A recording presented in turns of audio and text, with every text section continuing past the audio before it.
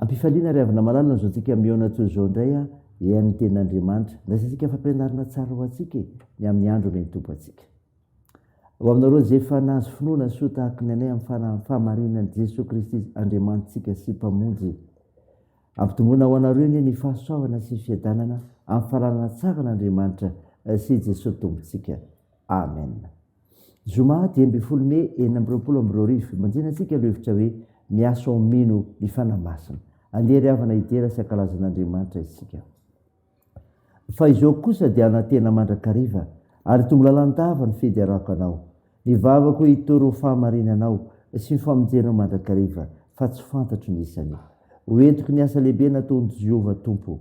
Ampatsiaro ny fahamarinanao aho dia nanao ihany. Andriamanitro, ianao fa nampianatra hatry ny fony aho mbola tanora ary mandrakehitriny dia nitoro ny fahagaganao aho. Koa mandra-pahansy fotsy volo dia aza mafoy ahy, Andriamanitro. Mandra-pilazako ny sandrinao amin'ny taranaka sy ny asanao lehibe amin'izay rehetra mbola ho avy. Ary mihatra amin'izay avo indrindra ny fahamarinanao, Andriamanitro, izay nanao zava-dehibe. Andriamanitro, iza ny tahaka anao? Amen.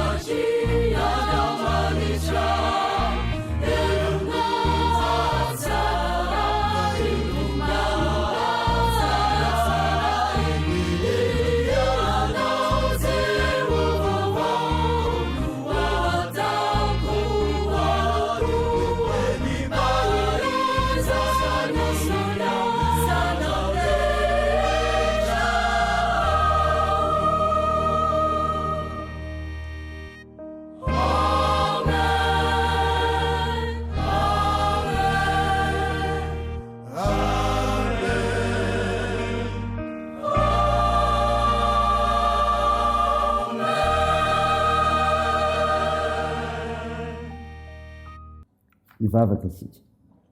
Ry Jehovah tompo andriamanitra io, misaotra anao fa noho ny fitiavanao sy famindram-ponoana toy izao anay, afaka miaino ny teninao ary mampianatra sy mampahery anay.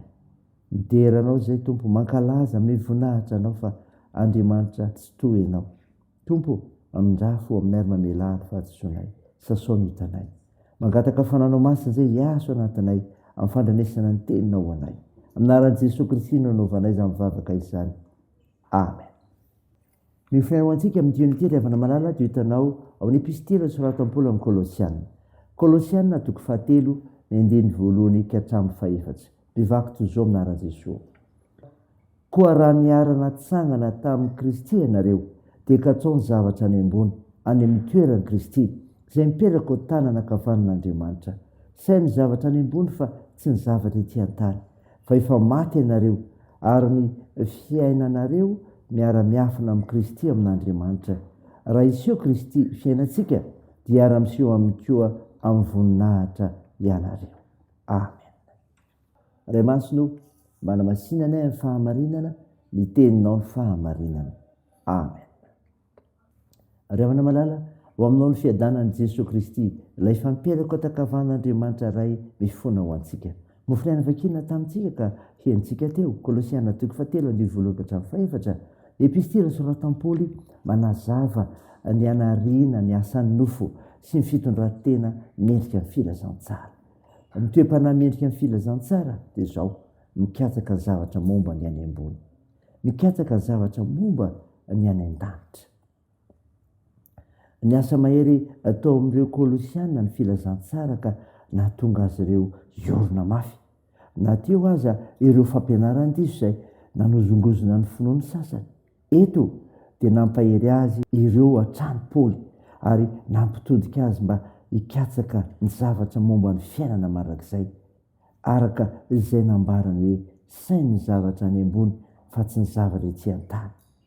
Tsy hafa izany ry havana fa ilay fiainana marak'izay any amin'izay toeran'i Jesosy Kristy ao ankavan'Andriamanitra, ilay tanàna andraisan'ny kristianina ampanantenana ny an-danitra, dia tsara lavitra noho ny fonenana izay ainan'ny kristianina eto amin'izao tontolo izao.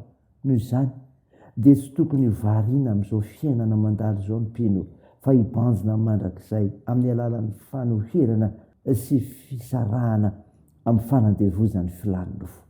Izany ry havana, toe-panahy mendrika ny filazantsara dia izao: miomana amin'ny fiverenan'i Kristy. Izany koa ry havana, amin'izao andro iainantsika izao dia tsy hita maso ny fanjakan'i Kristy, fa amin'ny alalan'ny fanahy masina no iasany sy anatrehany mpino eto amin'izao tontolo izao.